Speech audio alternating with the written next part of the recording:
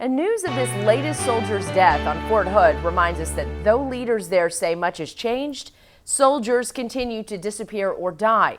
The big question, will the coming changes outlined last week during the change of command help? Well, throughout the day, 25 News will be examining the problems on Fort Hood, past, present, and future. We'll be digging into the proposed solutions and seeking guidance on whether they'll work. This morning, 25 News reporter Dennis Turner shows us just how far back these problems go. The troubles on Fort Hood didn't start yesterday, and they won't get fixed tomorrow.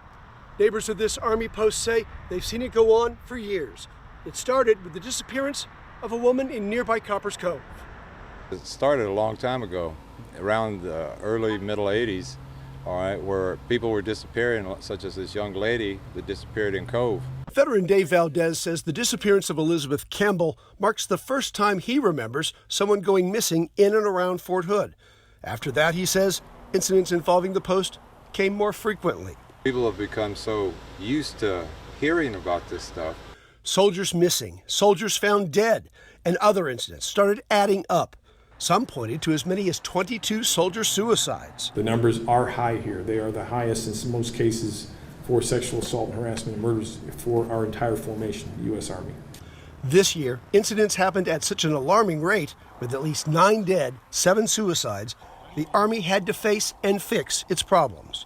We're going to put every resource and all of the energy we can in this entire institution behind fixing these problems. And while the Army does just that, people with more history here wonder if even that's enough. Dave VALDEZ says he watched as the Army dropped its search for deserting soldiers, handing that job to civilian police.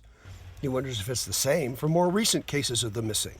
It's not really been, I think, looked into as well as it could have. Fort Hood leaders insist they remain active participants with state and local police.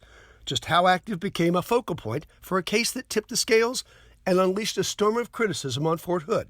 Coming up on 25 News Midday, she changes everything. How a single case, the disappearance and the later death of Vanessa Guillen, put the United States Army in an uncomfortably defensive position and set an irreversible course for change. On Fort Hood, Dennis Turner, 25 News.